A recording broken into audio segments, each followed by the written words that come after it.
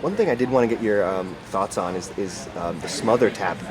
Nicholas was able to hit it, on first round. We've seen Dan Monasoyu hit it multiple times. Of course, Gordon has kind of popularized it as well.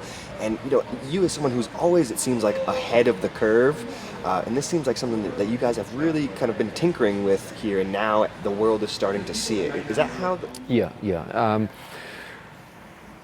Let's get a few things straight. First, smothering someone, asphyxiating someone, it's not for everybody. Like there's certain moves which are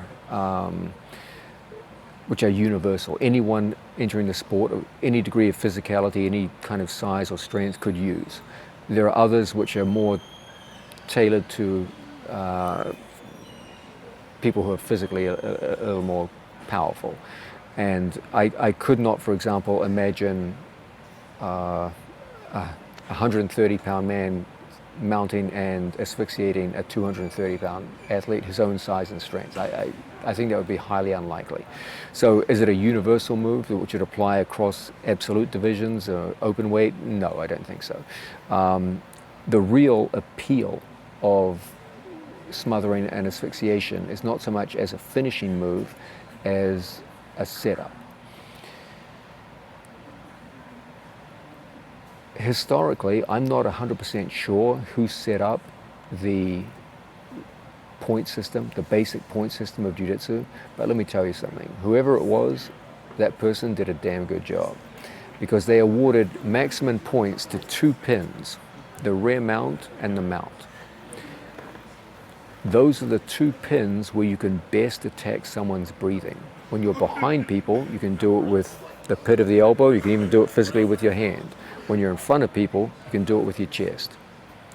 At the highest levels of the sport, it's very, very difficult to get the basic moves to work. Everyone knows what the basic moves are, everyone knows how to defend them.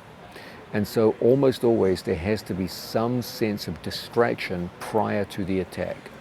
And one of the best ways to cause distraction is to interrupt your opponent's breathing. Breathing is probably one of the top 5 most fundamental operations of the human body. You get your breathing interrupted, I don't care who you are, within a matter of seconds, you're going to start making mistakes, you're going to get frantic, you're going to panic.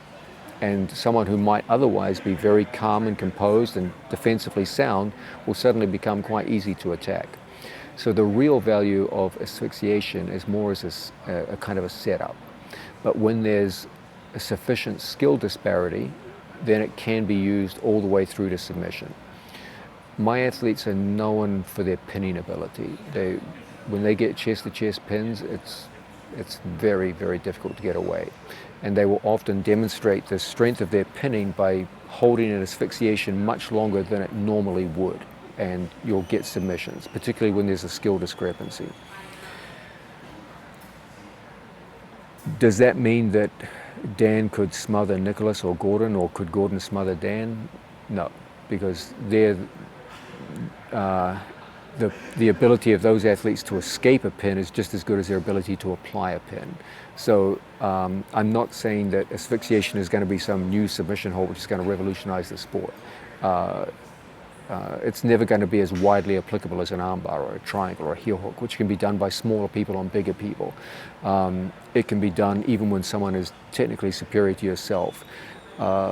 It's used more as a setup, a method of creating panic reactions which make the real submissions of the sport much easier to apply.